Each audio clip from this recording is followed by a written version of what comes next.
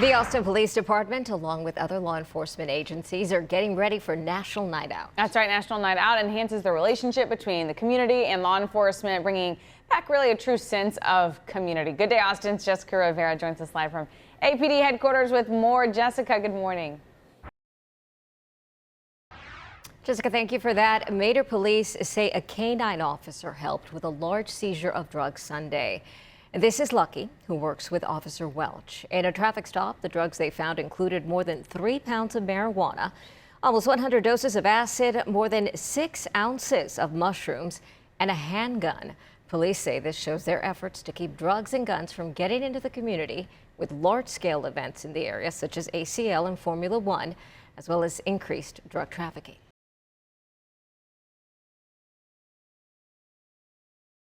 Austin ISD says it's fighting to save the district amid a nearly $20 million budget deficit. On Friday, AISD released a consolidation and boundary change proposal with more than a dozen schools set to close.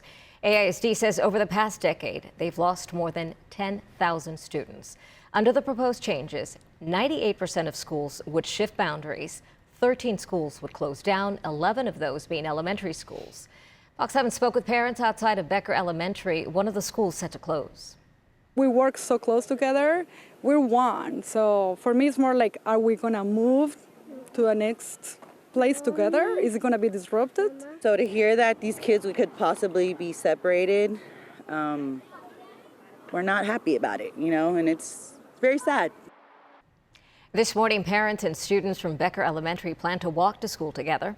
They say they want to remind AISD that Becker's model should be replicated, not shut down.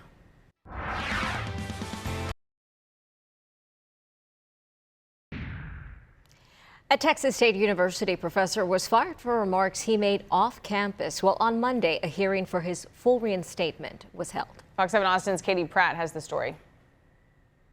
Texas State students and staff are calling for the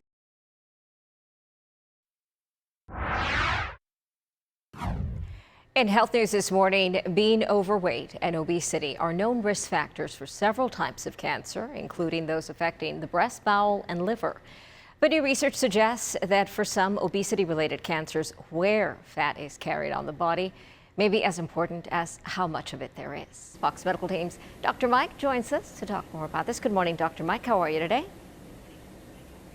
I am great, Amanda, and boy, is this a fascinating study. I'll tell you why. We all know that obesity and excess fat increase your risk of stroke and heart attack and all of that. What this study looked at was the association of body fat related to cancer risk, because we've known that obesity increases your risk of certain cancers. But they went even further, Amanda. They looked at where the fat was. Now, they looked at different areas on the body. So the first one, I'll bring Bob in, is belly fat. You've seen them. All right, the big people with big bellies.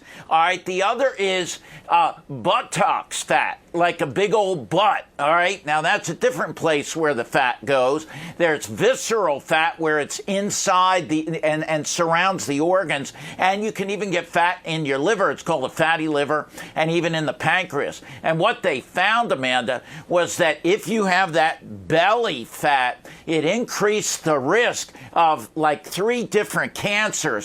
And so that was opposed to the buttock fat, which actually in this study reduced the risk of things like breast cancer. So look, fat is not good. It leads to inflammation, increases the risk of developing excess estrogen and inflammation.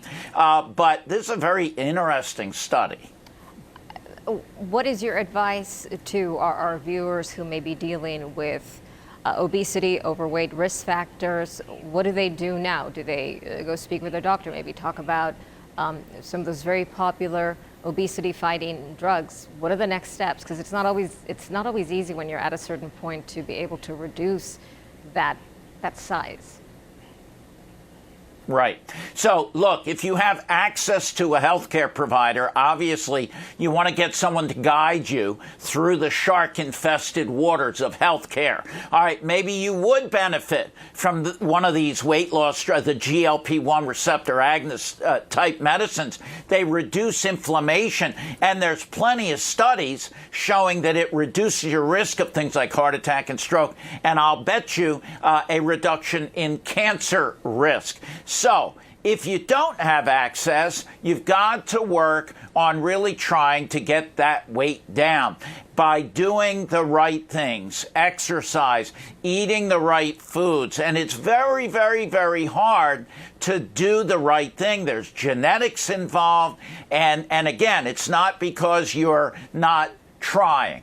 All right, there's genetics. There's a lot of factors that go in to why people have excess fat. But one cool thing, and I have one in my office, it's called an InBody machine, and it measures fat percentage, which I think is a lot more accurate than just doing the body mass index. So look, wherever you are, whatever you're doing, if you have access, get checked out, and don't just depend on the body mass index that looks at height and weight. It's not that accurate.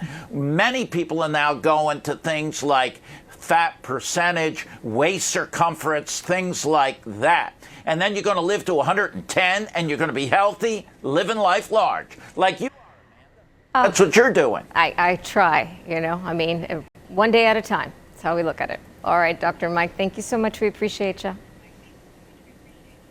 Thanks for having me, Amanda. You rock. Time now is 6:27. We'll be back in 3 minutes.